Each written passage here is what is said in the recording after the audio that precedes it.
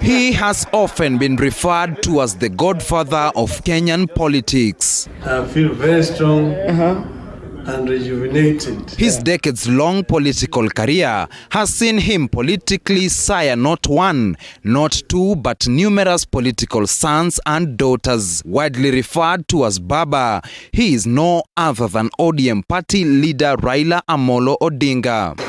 But politics being the game it is, a game where frenemy apparently rules, a game without permanent friends nor enemies, fallouts within Baba's ODM territory have been inevitable over time. But a number of Baba's political orphans have seemed to have taken a turn for the worse after ditching the ODM bandwagon. The decisions have seemed costly, with some appearing to sink into political oblivion in the aftermath. This even prompting self-declared Baba's political son, Suna East legislator Junet Mohammed, at one time to caution fellow political siblings against rubbing shoulders with Raila. And to the former majority leader, politically, my brother, when you see us following Baba like cows, we are fearing consequences like the one you are facing now.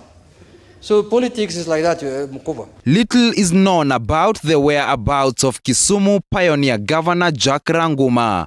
Having sensationally rose to power in his first stab at politics as the ODM flag bearer in 2013, cracks began to form between the former Kenya Revenue Authority Commissioner and his party leader Raila shortly after. Amid failed reconciliation attempts, Raila rallied Kisumu MCS to probe graft allegations against Ranguma. His deputy Ruth Odinga, who is Raila's younger sister, would 5 years later in 2017 term working with Ranguma a forced marriage. Come ballot day in 2017, Ranguma was resoundingly trounced by then Kisumu Senator Professor Anyang' Nyong'o for the gubernatorial seat.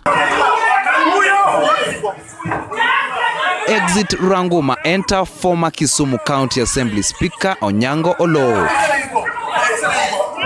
Olo's helm as Kisumu Speaker was short-lived after failing to adhere to Odinga's calls to unite the Kisumu County Assembly.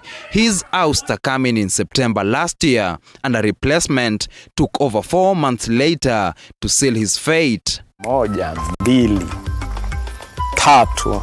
When now Foreign Affairs CAS Sababu na Mwamba caused drama in the National Assembly in 2008 by swearing his allegiance to Raila, many thought theirs was a match forged in steel, made in heaven. Ababu, who was then Budalangi MP, would however 8 years later jump ship to the Jubilee camp, a decision that would see Ababu lose his incumbency as Budalangi MP to ODM's Raphael Wanjala.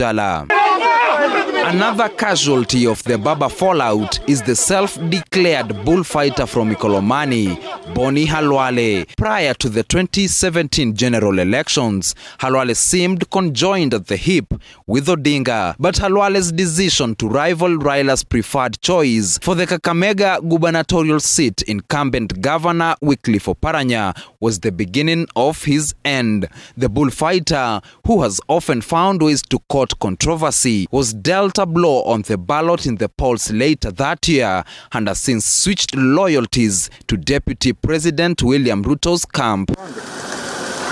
Others to have switched loyalties to DP Ruto's camp are embattled Migori Governor Okoth Obado and Malindi MP Aisha Jumwa. The two are arguably the latest to suffer the consequences of falling out with Odinga. Obado and Jumwa have not once been guests of the state, with the former now risking impeachment. He arguably seems to have a lot on his plate, with two grave matters, namely graft and murder charges, staring at him in the courts. Mimi mahakama hii nitaingia na kutoka, kama ni polisi nitaenda na kutoka. On the other hand, Jumwa has had an uphill task shaking off her woes. She is no longer a stranger in the courtroom. In October last year, the outspoken legislator was put behind bars after an ODM supporter was shot dead in her constituency. She will again be arrested this Sunday for failing to show up in court after reports of fraud involving officials in her office surfaced. Other politicians to have rubbed shoulders with Odinga include former Machakos Senator Johnston Muthama, former Nairobi Governor Evans Kidero, and Nyali MP Mohamed Ali. But whether the predicaments are Odinga's doing or a matter of sheer coincidence, your guess is as good as mine. David Muthoka, TV 47.